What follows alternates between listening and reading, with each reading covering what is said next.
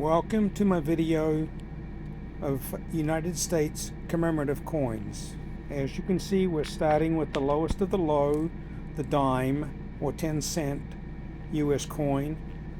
This one is not necessarily a commemorative, but it is a proof silver dime, and it was produced as part of a 10-coin set. As you'll see in the next picture, you'll see the holder and the fact that that dime is part of a 10-coin set.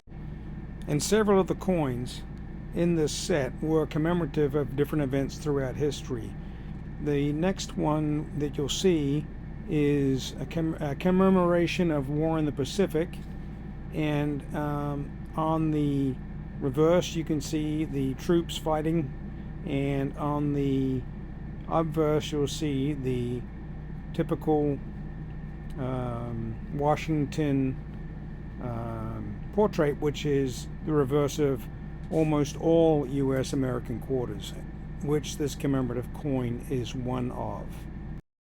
The next coin we see commemorates the U.S. Army on the obverse, and then you'll see the reverse, followed by a Sacagawea dollar.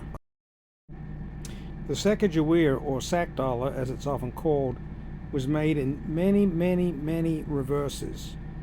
Throughout the coinage history of the United States, they put all kinds of different things on these reverses, and here you'll see the obverse with the Indian princess herself, and this is one of the nicest portraits of her. Many of the Sacagawea dollars had different portraits of on the obverse as well, but I collected this one because I just love that motif of the Indian chief and horse on the reverse. So coming up now is my favorite coin at the moment, and I'm going to let the original audio play. I don't know. It may only be a MS, or actually a PF69, but I think this is the best quality, the prettiest darn coin that I have in my stack. I cannot believe the reflections of this thing.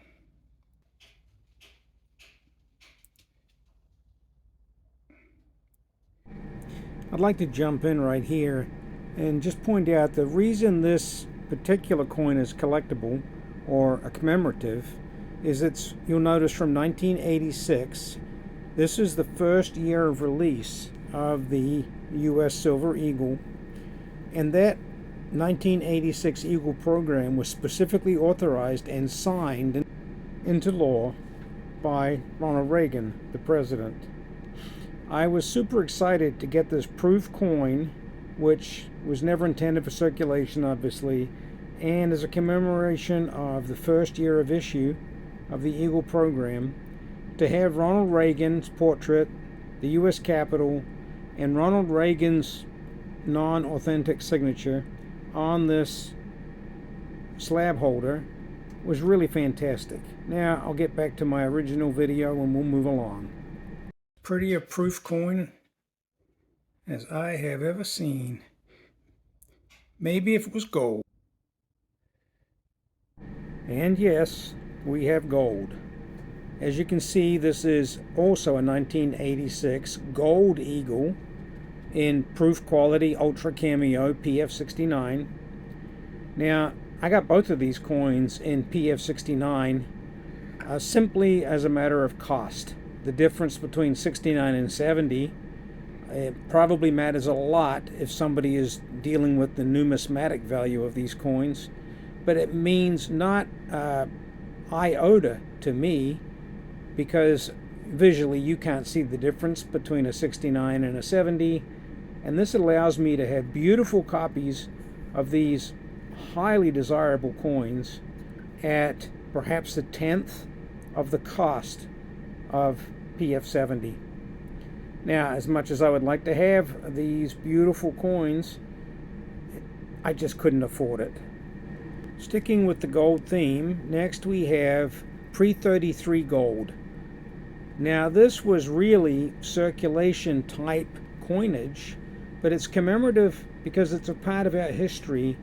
This was the gold that was banned and confiscated in 1933, so we call this the pre-33 gold. And this is a MS-65 version of a 1928 gold eagle. These are beautiful gold coins from the 1920s, and as you can see from the reverse, a beautiful depiction of a soaring eagle where the coin gets its name. But these coins are also known as St. Gaudens gold coins, or gold eagles, because they have the Lady Liberty engraving made by St. Gaudens when he engraved the first versions of these coins. Our next commemorative coin is the 1984 Olympic half-ounce $10 gold commemorative coin. These were released at the time of the Olympics. This, I think, is one of the most beautiful commemorative coins that the U.S. Mint has created.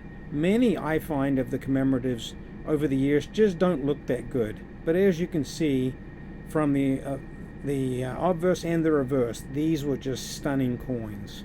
Interesting side note, this was the first time that I was able to buy gold at less than spot. And this is because commemoratives often sell for less money, especially because they're only half an ounce, and they were really considered to be less liquid. So you can often pick these up for spot or even less than spot. In this case, I have two because it was such a great deal, and I actually got an ounce of gold for about $50 less than spot at that time, which was about $1,800.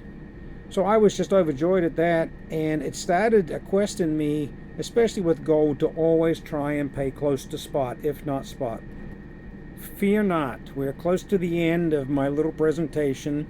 This is my final coin, and this is a 2019 commemoration of not only the 1969 moon landing, but also the other manned missions that the U.S. participated in, the Gemini, and I can't remember the other program right now, but the Apollo mission, the Gemini mission, and the one before that. This is a 5-ounce coin, and it's very interesting that the U.S. Mint struck this coin in a convex and concave manner.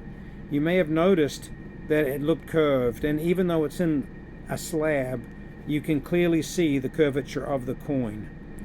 Here is a brief description of the coin and some other photographs. If you want to pause the video and zoom in, there's some interesting information and a few other photos that show the curvature of the coin especially, and a little bit about its history. The U.S. Mint struck this coin in, I think, 3 sizes, and this is the 999 silver version. They also struck Cooper nickel versions, and they even did a 50p, which was Cooper nickel. Well, thank you all for staying until the end. I hope you enjoy my little surprise finale, and thank you very much for watching.